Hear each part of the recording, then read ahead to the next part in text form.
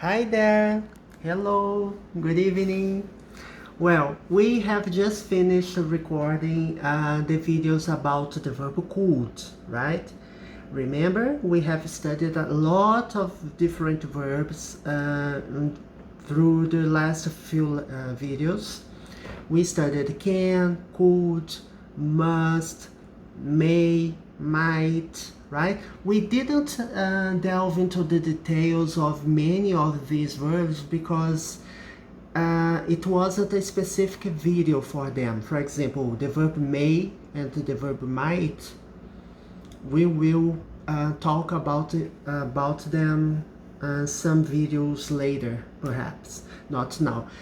Sometimes I do this, right? I introduce a new topic in a lesson because I believe it makes possible to the student or for you, viewer of my videos, to understand the differences, to make comparisons.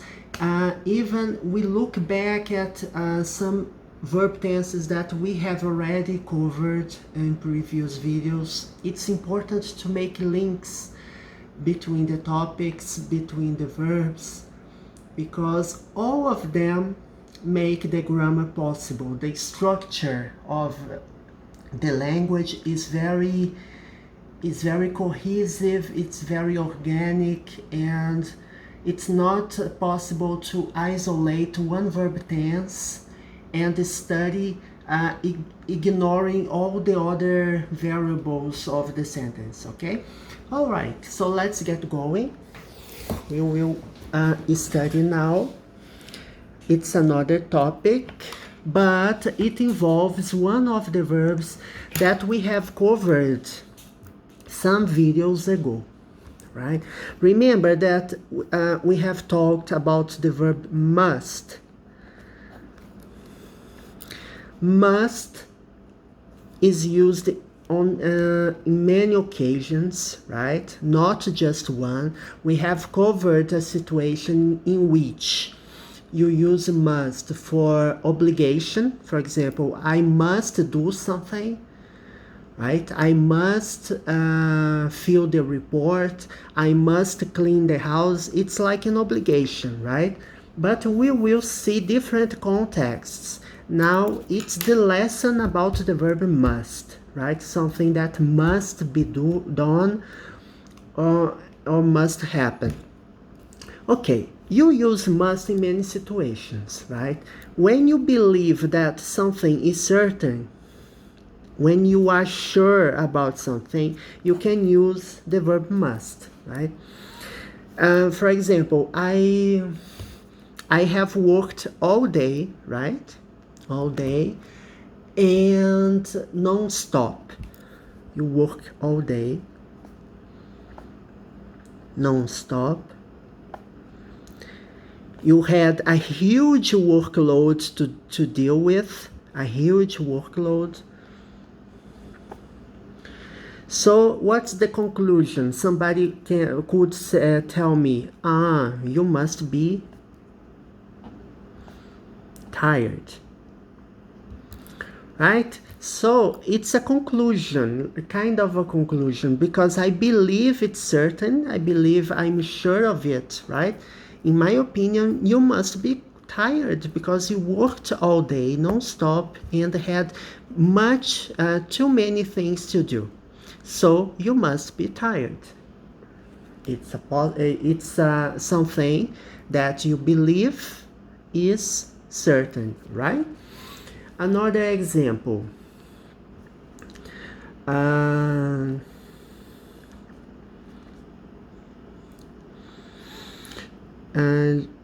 She saves money every month. Somebody tells me, Sheila, do you know her? She saves money every month, right? She's a friend of yours, and you say, what? She saves money? You must be joking. You gotta be kidding me, right? It's another expression. You gotta be kidding me? Gotta is got plus to, right? But it's informal language, okay? So you say, you must be joking. Why? You are certain that she doesn't save money, right? You are certain of the contrary because you know her much more than the person who is speaking, right?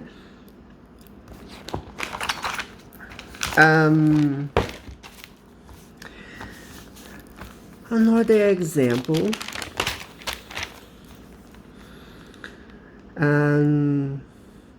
Paul is a teacher at an elementary school. Right? I have a friend, Paul, and he is a teacher at an elementary school, and the children, they have a lot of energy, right? And they don't let Paul give his classes. Oh, it must be exhausting. It must be exhausting to teach all these children, because you gotta have attention of all the children. You must keep the discipline in the class, right? And you must like, in order to teach children, you must like children. It's necessary to like children in order to feel better at a job, right? Because if you don't like something you do, you should try doing something else. Yeah, I know it's easier said than done. Maybe it's not possible. You just have that job, and it's how you earn your money per month, and there is no option. Okay, so it must be depressing, right? Another example, it must be depressing to work with something you dislike or something you don't like. It must be depressing. Okay? So you believe, it's a belief of something. It expresses an opinion also, but it's something that you are sure of it. In your opinion, you are 100% sure that it's depressing to work with something you don't like. Okay? Well, when you believe something is possible, is certain, you use the verb must, right? But on the other hand, if you say that it can't be possible, it can be, right?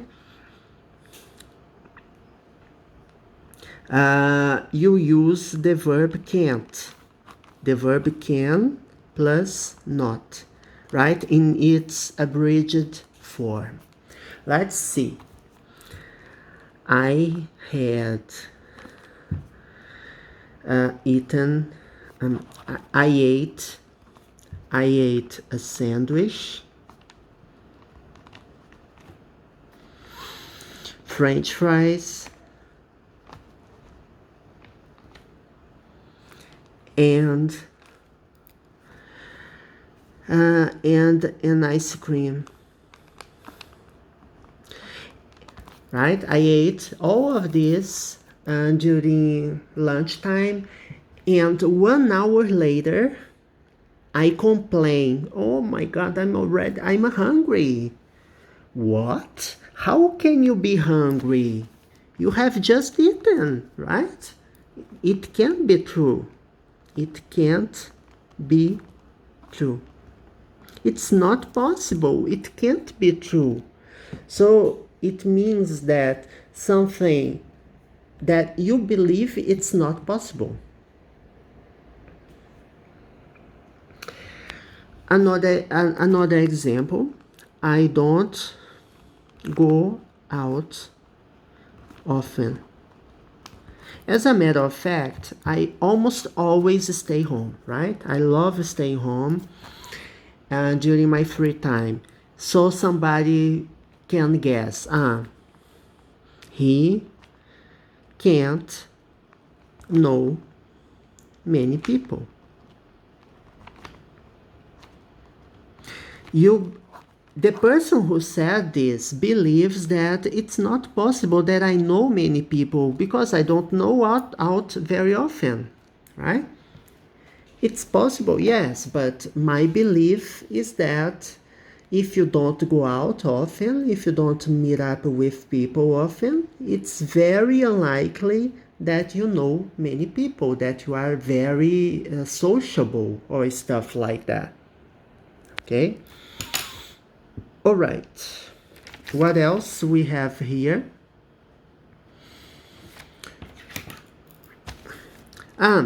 Let's see some examples here. You must be hungry. Sorry. You must be hungry, right? It's already noon, right? In the midday. You must be hungry. Yes, I'm hungry because usually I have lunch at around 11:30. Yes, and when I have to have lunch later than that, I feel extremely hungry. I feel starving actually, right?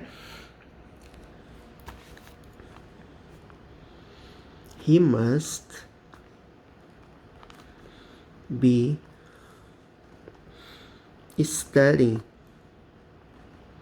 When you say he must be studying, it means that you are sure, right? In your opinion, you are sure that this is happening. She can't be going out with him.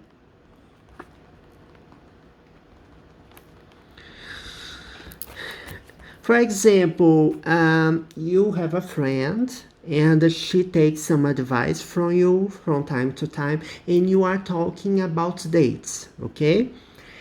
And she, you know that she dislikes a person or she doesn't emphasize, doesn't sympathize, how can I say? No, it's not this expression.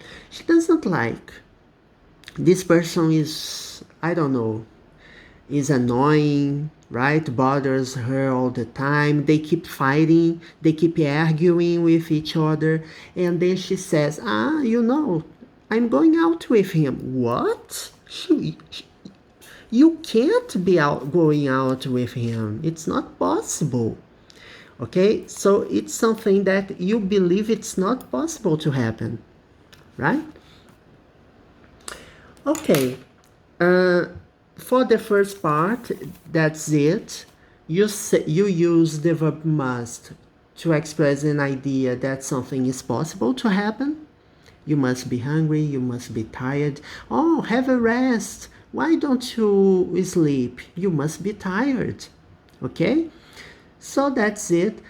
Next video, we will continue studying these expressions. Remember, you say must for things that you believe will happen, and can't for things that you believe it's not possible to happen. So, for example, you use the pronoun here. I must, you must, he can, he can't, right?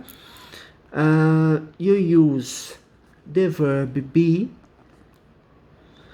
and you use the expressions you must be tired, you must be exhausted, and so forth. And you can, when you say you can't be tired, you slept all day, right? It's another example of something that you believe it's not possible because this person slept all day. You can't be tired. Okay? And you can use the verb must, can't with the verbs. For example, She must know him. She must know. She must do her job. It's something that you believe it's true, right? And the negative, you use can't. It's the same thing. All right, people. So we have everything covered so far. The next video we will continue studying these verb tenses and expressions. They are very interesting because they are used a lot in spoken English as well. It's not just written English. Bye bye.